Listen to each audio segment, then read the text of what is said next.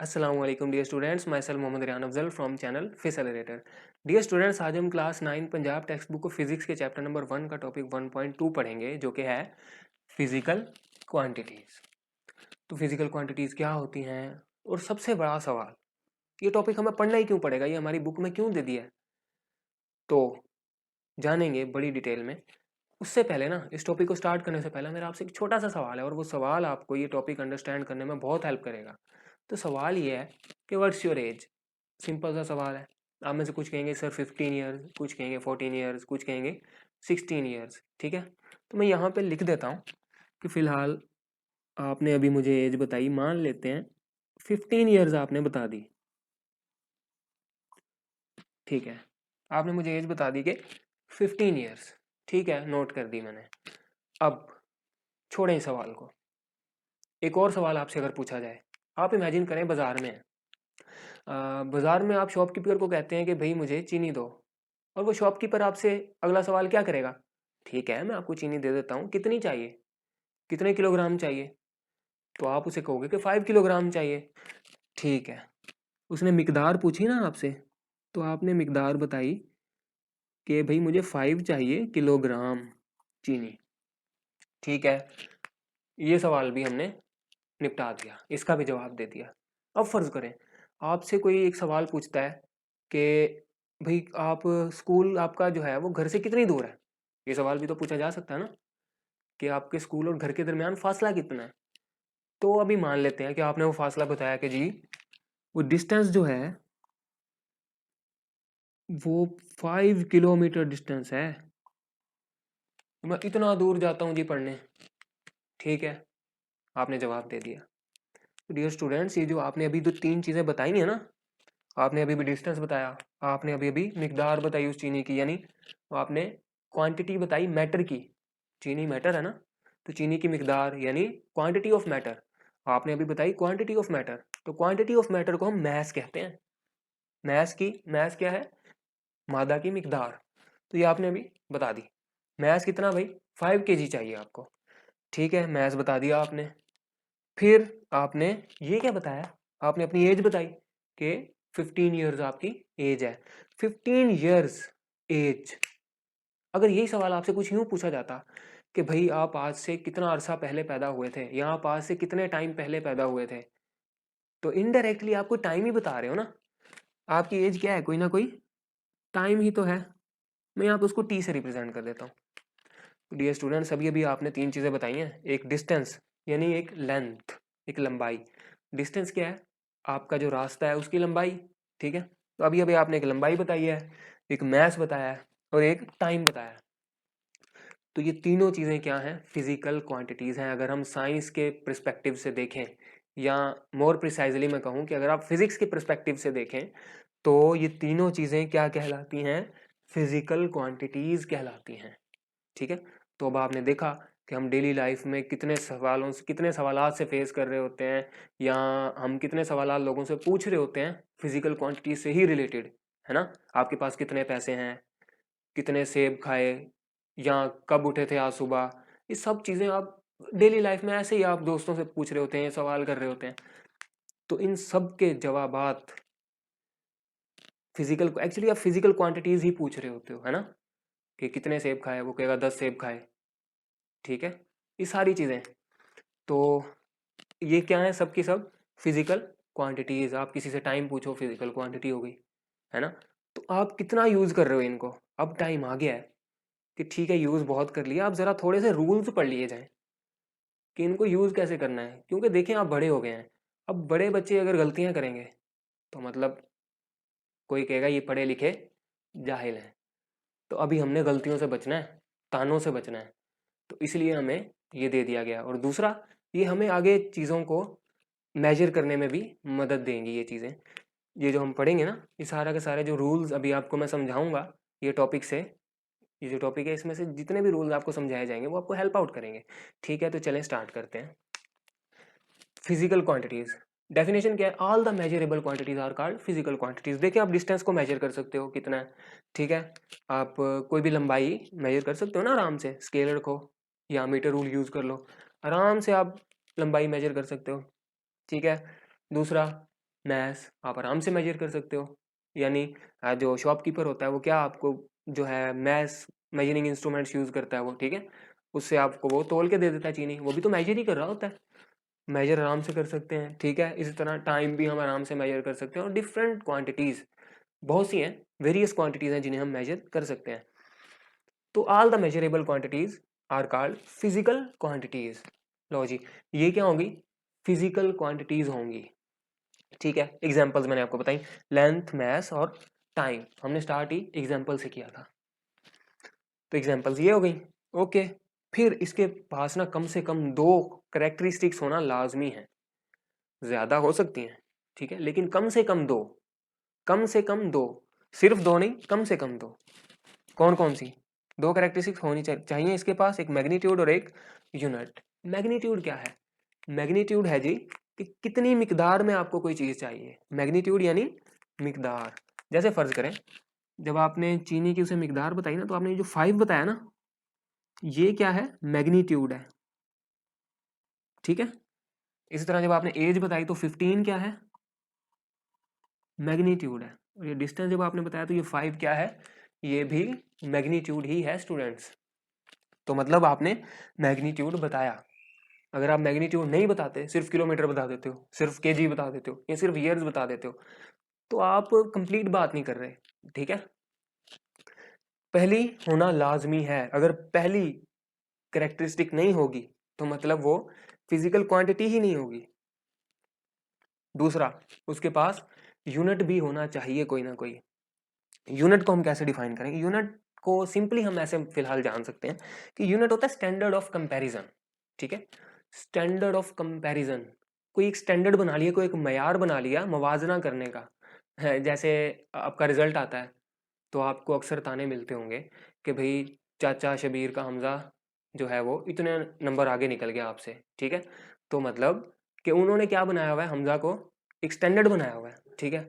यहाँ हो सकता है कि साथ वालों की आयशा आपसे 3 नंबर आगे निकल गई, तो मतलब कि घर वालों ने क्या सेट किया हुआ है? एक स्टैंडर्ड सेट किया हुआ है जिससे आपका मवाजना करते रहते हैं वो हर साल, ठीक है।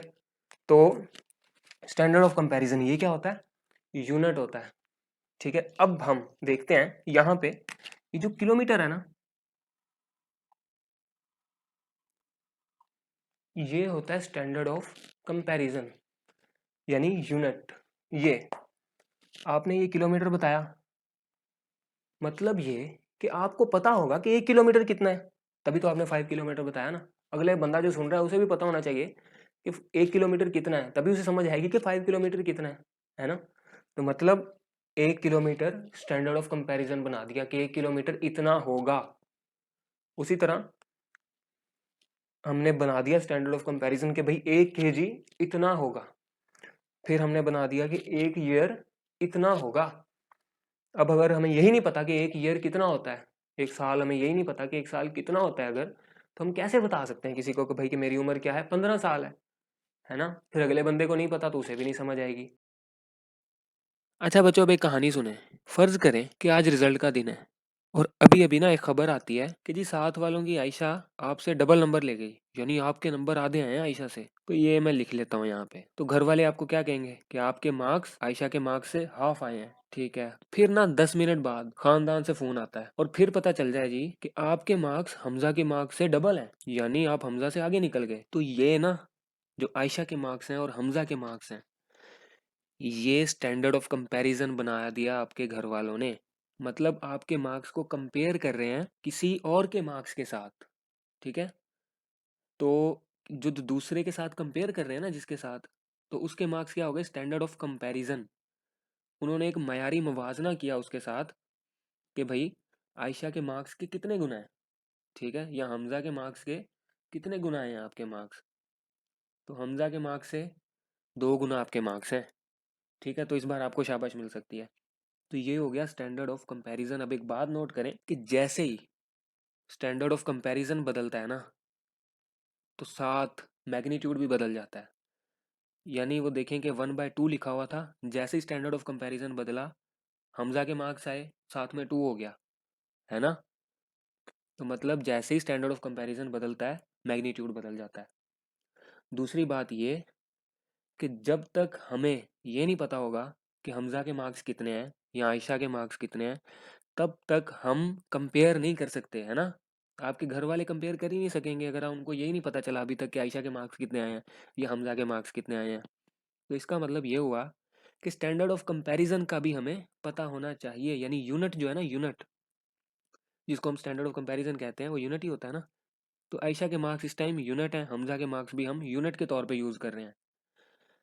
तो यूनिट का हमें पता होना चाहिए, फिर हम कहेंगे ना कि उसके इतने गुना ये चीज़ है, ठीक है?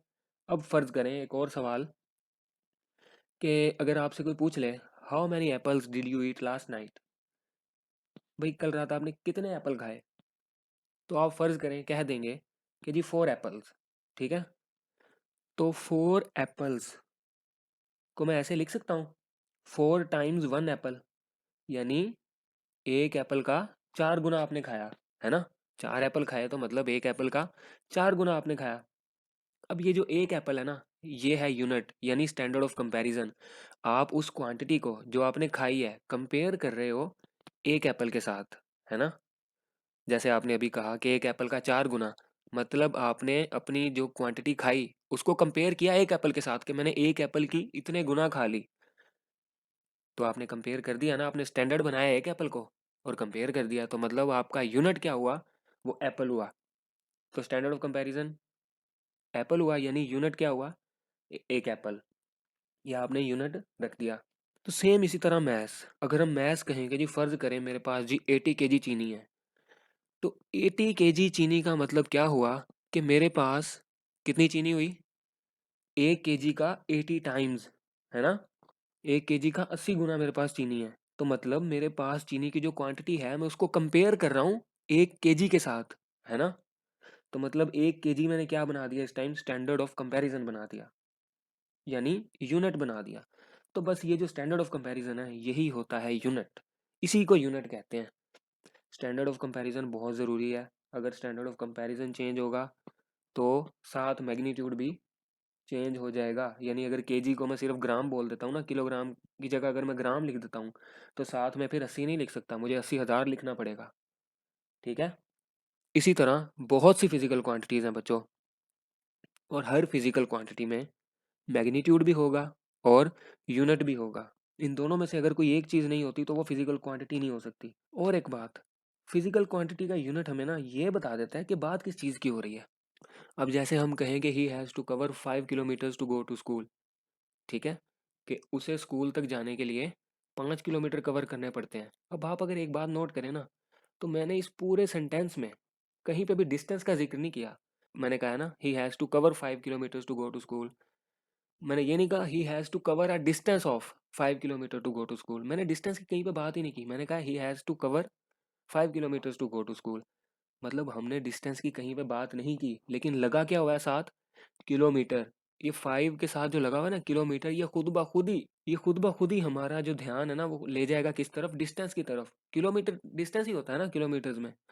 कोई मैच तो हो नहीं सकता कि जी मुझे चीनी 5 किलोमीटर दे दो ऐसे तो नहीं होगा ना। मतलब कि यूनिट हमें ये आइडेंटिफाई करने में मदद देता है कि बात कौन सी फिजिकल क्वांटिटी की हो रही है। अगर तो किलोमीटर लगा होगा तो मतलब बात डिस्टेंस की हो रही है। फिर साथ में वर्ड डिस्टेंस यूज़ करना ज़रूरी भी नहीं होगा। जैसे पहले सेंटेंस में हमने नहीं किया, वर्ड डिस्टेंस यूज़ ही नहीं किया हमने, लेकिन समझ आ गई कि डिस्टेंस की बात हो रही है। सेम इसी तरह ना, अगर लगा होगा केजी तो मतलब मैथ्स की बात हो रही है। इसी तरह से अगर लगा हुआ सेकंड तो मतलब है कि टाइम की बात हो रही है।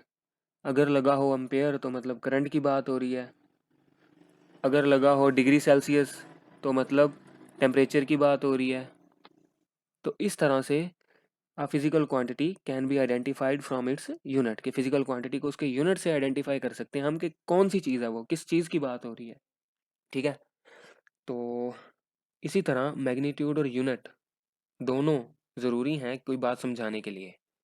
तो ये यूनिट हो गया और ये मैग्नीट्यूड हो गया, ठीक है? तो ये दोनों, कम से कम ये दो चीज़ें तो होनी चाहिए ना किसी क्वांटिटी के पास कि वो फिजिकल क्वांटिटी कहलाए। अगर नहीं, इनमें से कोई एक चीज़ भी नहीं होती है वो फिजिकल क्वांटिटी नहीं होगी। वो क्वांटिटी होगी लेकिन फिजिकल क्वांटिटी नहीं होगी। जैसे फर्ज करें अगर मैं लिख दूं कि 5 सिंपल, ये क्वांटिटी है, लेकिन फिजिकल क्वांटिटी नहीं है। क्यों? इसके पास कोई यूनिट नहीं है।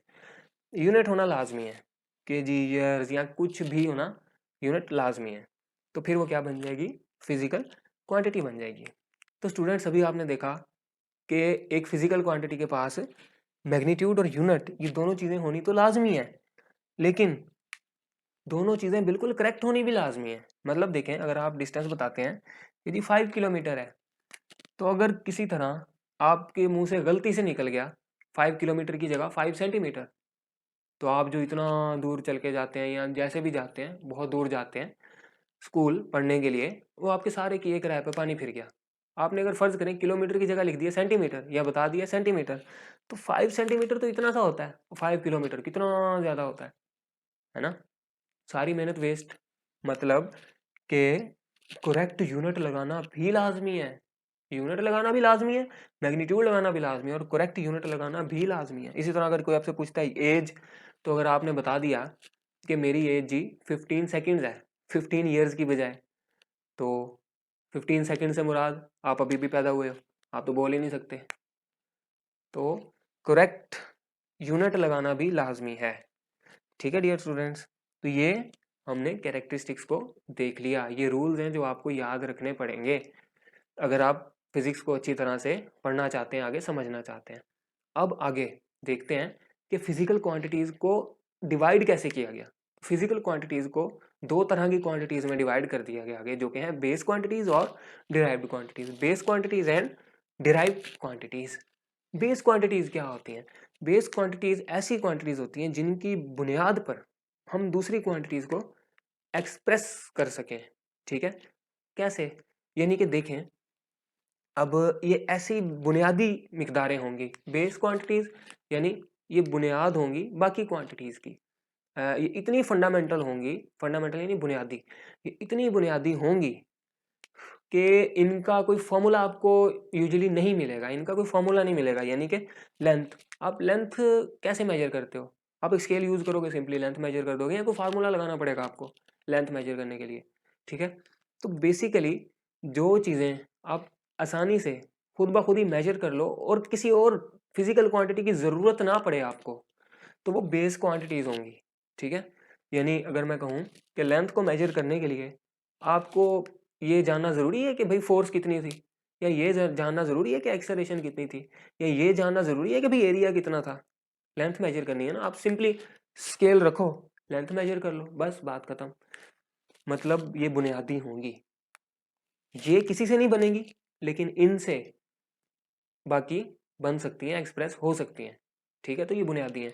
तो the quantities on the basis of which other quantities are expressed, ऐसी क्वांटिटीज जिनकी बुनियाद पर दूसरी क्वांटिटीज को एक्सप्रेस किया जा सके, वो कौन सी होंगी?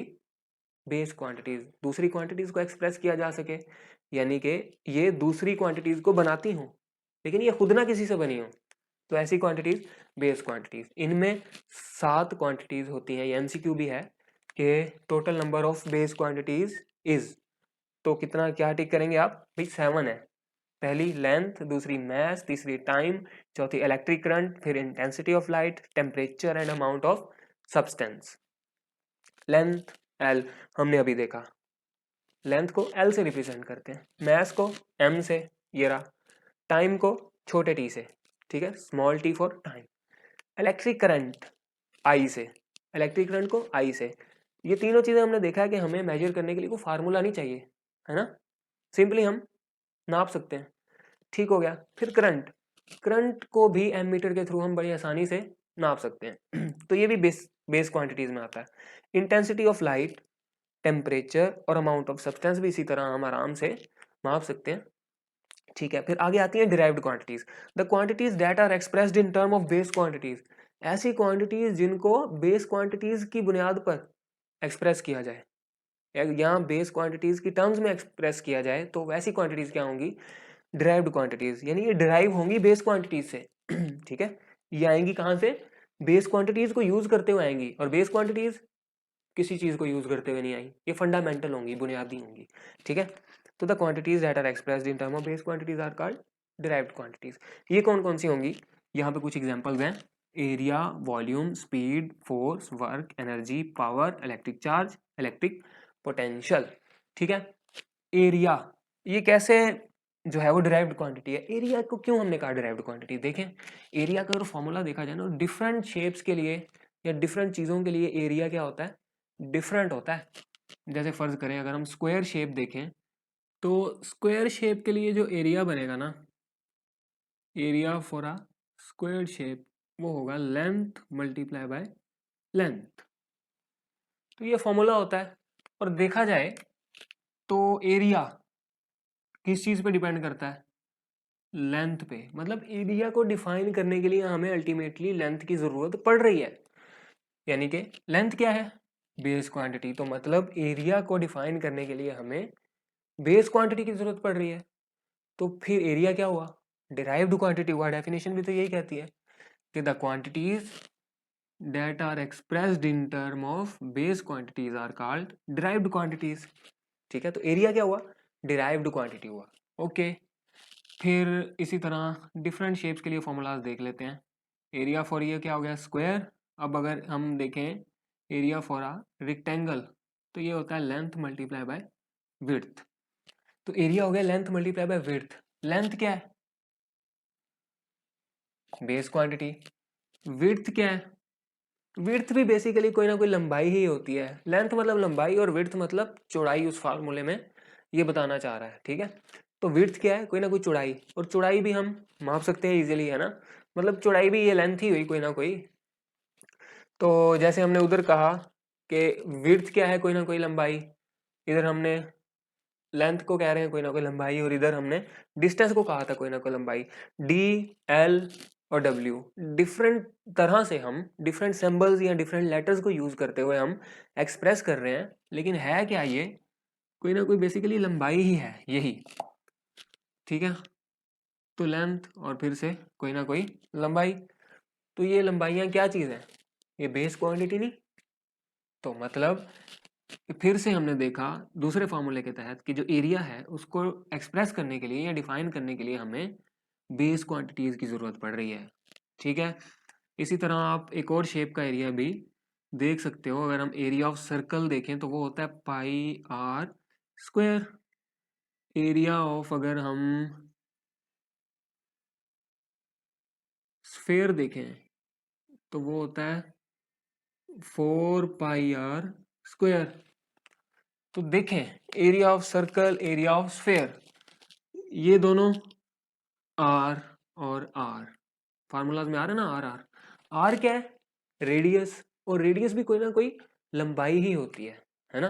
रेडियस भी कोई ना कोई लंबाई ही होती है। मतलब अल्टीमेटली आपको फिर क्या चाहिए, ये बेस क्वांटिटी चाहिए एरिया को डिफाइन करने के लिए। तो एरिया क्या हुआ, डिराइव्ड क्वांटिटी हुआ। हर फार्मूले के तहत हमने देख लिया कि एरिया क्या आ रहा है, हमेशा डिराइव्ड आ रहा है। ओके, अब देखते हैं वॉल्यूम को, कि वॉल्यूम डिराइव्ड है या नहीं।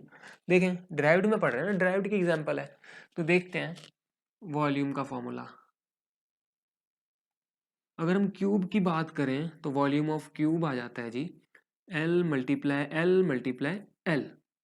क्या चाहिए, लेंथ, लंबाई, बेस क्वांटिटी है।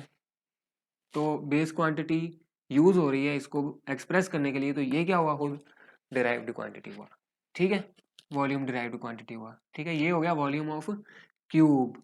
इसी तरह अगर हम वॉल्यूम ऑफ स्फेयर देखें, वॉल्यूम ऑफ स्फेयर, तो वो आ जाएगा जी 4/3 पाई आर क्यूब। तो आर, फिर से इधर क्या चाहिए, आर चाहिए, और आर क्या है, बेस क्वांटिटी। तो मतलब बेस क्वांटिटी की ज़रूरत है वॉल्यूम को एक्सप्रेस करने के लिए, तो ये क्या हुआ, खुद डिराइव्ड हुआ। दो फॉर्मूलाज देखे हमने। ठीक है, इसी तरह डिफरेंट शेप्स के लिए वॉल्यूम्स हम निकाल के देख सकते हैं। अल्टीमेटली हमें बेस क्वांटिटी की ज़रूरत पड़ी जानी है। ठीक है, अब देखते हैं स्पीड को। स्पीड, तो स्पीड का जो फॉर्मूला होता है ना, स्पीड को v से रिप्रेजेंट करते हैं।